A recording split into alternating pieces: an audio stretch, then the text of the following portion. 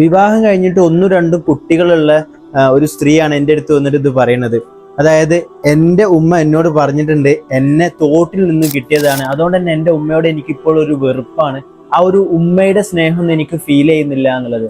നമ്മൾ കേട്ട് വളർന്നിട്ടുള്ളത് എന്താ, ഉമ്മ എന്ന് പറഞ്ഞാൽ വളരെ വലിയ പ്രിഷ്യസ് ആയിട്ടുള്ള സംഭവമാണ്, ഒക്കെ അങ്ങനെ തന്നെ. പക്ഷെ ഉമ്മമാരൊക്കെ തമാശക്കോ അല്ലാതെ മറ്റുള്ള രീതിയിലൊക്കെ പറയുന്ന ചെറിയ ചെറിയ വാക്കുകളാണ്. പക്ഷെ ഉമ്മമാർ മനസ്സിലാക്കണ്ടേ, അല്ലെങ്കിൽ അമ്മമാർ മനസ്സിലാക്കണ്ടേ, അല്ലെങ്കിൽ ഈ അമ്മാവന്മാർ അമ്മായിമാർ എന്ന് പറയുന്ന ഒരു വിഭാഗം ആളുകളുണ്ടല്ലോ, അവർ മനസ്സിലാക്കേണ്ടത് നിങ്ങൾക്ക് ഇത് തമാശയായിരിക്കും, കേൾക്കുന്ന കുട്ടികൾക്ക് ഇതെന്തല്ല തമാശയല്ല, നിന്നെ തോട്ടുനിന്ന് കിട്ടിയതാണ്, നിന്നെ പൈസ കൊടുത്ത് വാങ്ങിയതാണ്, നിന്നെ അനാഥാലയത്തിൽ നിർത്താന്നൊക്കെ പറയുന്ന ആളുകളുണ്ട്.